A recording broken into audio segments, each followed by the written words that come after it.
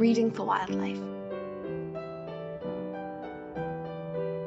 Written and illustrated by Zella, a project by Zella and friends. An elephant for breakfast. Chapter 27. The Family Gathering. As soon as he was released from prison, Uncle Cosmo hurried back to Wisteria House. He swept Josephine up in his arms and gave her a big kiss. Then he thanked each of his nieces and nephews for their help. It turned out that Sir Reginald Ashurst had been on the police suspect list for years, but they had never had enough evidence to arrest him, until now. Everyone congregated in the kitchen to help prepare a family feast. The delicious smell of roasting rosemary drifted out of the house. As they sat at the table to dine, they made a toast for Uncle Cosmo's safe return, and the noise levels steadily rose to a pleasant pitch.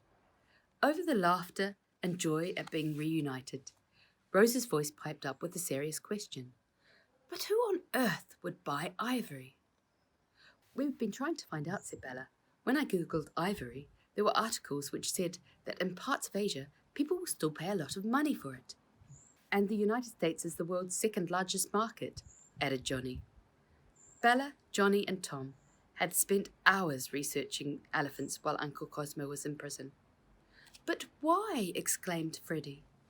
Some people find ivory beautiful and think it's lucky, said Tom.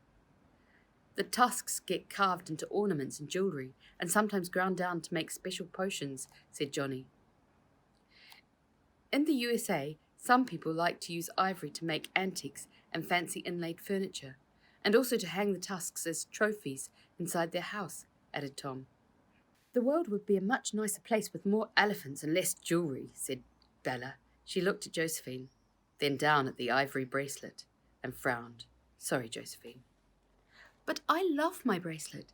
It is very old, and I'm sure it was made before they really realised how endangered elephants are, said Josephine. It reminds me of my grandmother. It's so beautiful. But Josephine, the world would be much better with more elephants. Don't you agree? Asked Rose kindly. Yes, the world would be a much better place with more elephants, but I can't help loving my bracelet and the memories it holds, said Josephine. The bracelet isn't so bad. After all, Josephine didn't buy the bracelet or kill an elephant for it. It was a gift, said Uncle Cosmo, defending Josephine. But that's just it, said Bella stridently. On this issue, it does make a massive difference. It's our collective decision that matters. Well put, Bella. No man is an island. We all make a difference, said Father. Bella glowered at Josephine and Aunt Alicia and said, Not all of us. But Bella, people have been carving beautiful objects from tusks since the Ice Ages, said Josephine. It's part of human culture. Not for much longer if elephants die out, retorted Bella. If we could time travel back only 200 years to the plains of Africa, they would be teeming with millions of elephants, said Father, as he tried to smooth the discord. I would like to do that, said Freddie. Well, you can't, said Bella curtly. Don't we have enough ivory if we've been carving it since the Ice Ages? Asked Rose. Ivory goods used to be very rare, said Uncle Crispin, but suddenly, with industrialization, a much larger number of people had money to buy luxurious things. Ivory was made into piano keys, said Tom. White billiard balls, added Johnny. And brushes, combs and ornaments, said Bella. Lots of pretty things, said Josephine. Bella glared at her. Now it's almost too late, added Father sadly. I remember when I first arrived in Africa in 1989, I saw pictures on the news of Kenya burning its stores of ivory, said Josephine. Why did they burn ivory? Asked Tom. To send a powerful message to the world, said Josephine, to make people aware of just how endangered elephants are. By burning ivory, they also wanted to show the poachers how worthless and futile their work was. It was successful because a few months later there was a world ban on ivory poaching, added Bella. Surely that helped the elephants, asked Rose.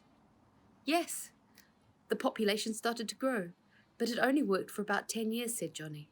Why? Asked Rose. There were some official sales of the confiscated ivory. It's not entirely clear, but I think that these sales actually increased the demand for ivory, said Uncle Cosmo. Old ivory goes yellow, and new ivory is white. The sale certainly made it easier to trade in illegal, new white ivory and to pass it off as legal ivory from the official sales. With more ivory available from these official sales, it makes sense that the ivory market could grow, said Johnny. So we are back where we started before the ban? Asked Rose. Nope. It gets worse and worse, said Tom. Lucky growled softly. Rose kept one eye on Mother, who forbade feeding Lucky at the table before the family had finished. Silently, stealthily, Rose dropped a juicy chunk of meat onto the floor. Uncle Cosmo noticed and grinned conspiratorially. Now there are fewer than 500,000 elephants left in Africa, said Johnny. Far fewer, said Tom, and it's falling rapidly. The latest figures are roughly 350,000 in Africa and about 30,000 in Asia. There aren't many in Asia, said Rose. I love the Asian elephant, said Bella. People often forget about the Asian elephant. It's the smaller cousin of the African elephant, and it likes to hide away in dense, emerald green forests. Did you know that the female Asian elephants only have small tusks, or no tusks at all, said Johnny. They say the big male tuskers of Asia are also fast disappearing, said Tom. Asian elephants' main problem is land loss and their habitat changing, added Bella.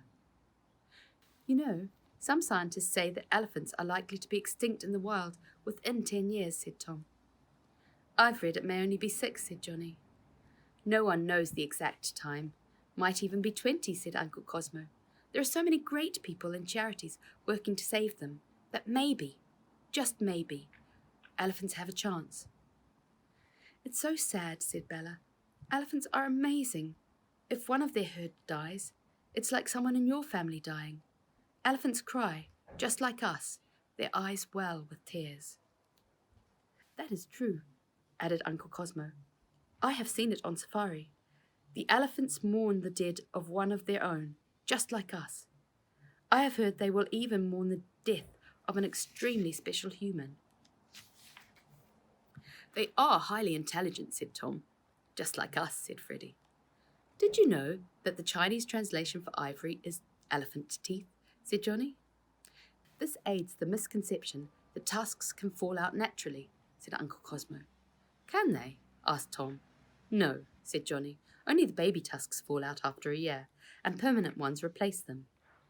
Tusks grow throughout an elephant's life. Poachers kill the elephants to get their tusks. The traders call them blood teeth. It's so brutal, said Bella. Socrates leapt up onto the warm windowsill, sending the pot of basil tumbling into the kitchen sink. Socks, chided Mother indulgently. It's awful, Uncle Cosmo said, agreeing with Bella. The rhinoceros, too, are being killed for their horn. Unfortunately, a sufficient number of people believe that it has medicinal value or adds to their status. Yes, agreed Johnny. This has made rhino horn worth more than gold. You know that rhino horn is made almost entirely of keratin, the same protein found in human hair, fingernails and toenails, said Tom. There's a chap, name of Wilby, I believe, said Uncle Cosmo, who sends his toenail clippings by post to the Chinese embassy in Pretoria. How disgusting, said Bella. Why would he do that? To show how pointless it is to kill rhino for keratin, said Uncle Cosmo. Because anyone could obtain this treasured keratin just by grinding up their own toenail clippings, said Tom. And it's free, observed Freddie, and easy to find. Look, he pointed at his own fingernails. They can have mine. And mine, shouted Rose.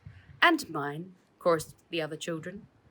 The room quietened, and Tom said, Something I found interesting was an old Chinese belief that ivory protects against poison.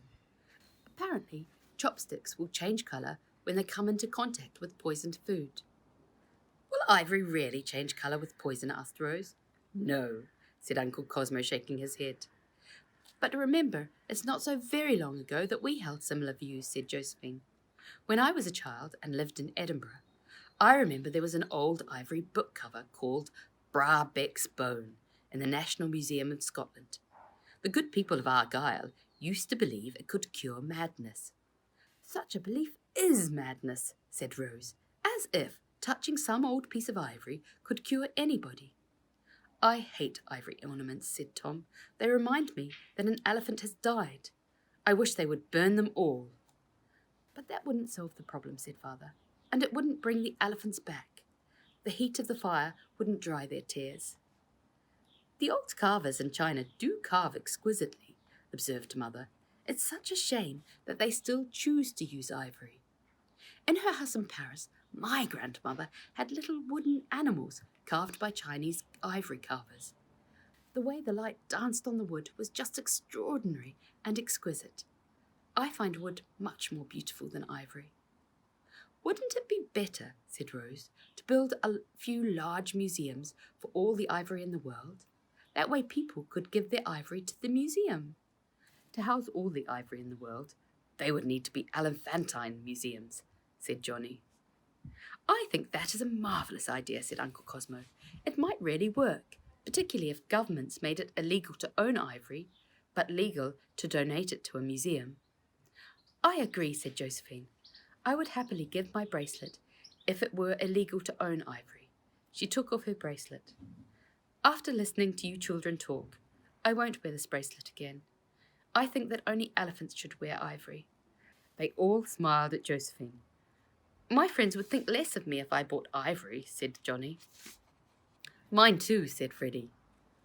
It's so selfish to want to own ivory, said Rose. Can people think of nothing better to compete for, said Tom.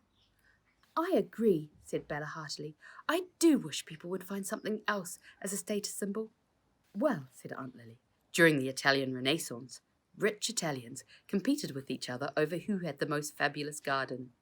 The amazing water features and fountains used gravity and engineering feats that were so clever. They created gardens that were more stunning than any ivory ornament in the world. If only people took more pride in gardening, if only, mused Mother. Lucky barked. Socrates lay asleep on the windowsill of Wisteria House. The family smiled at each other and felt a quiet sense of relief for everyone's safe return. At the same time, the children felt great sadness for the elephant herds whose families would not, like theirs, come back. Here is how you can help. Share the story. Adopt an animal. Visit when you can. Educate yourself. Donate to a conservation charity. To find out more about Reading for Wildlife, visit zellahunter.com or at Lady Zella Books, or follow the Reading for Wildlife YouTube channel.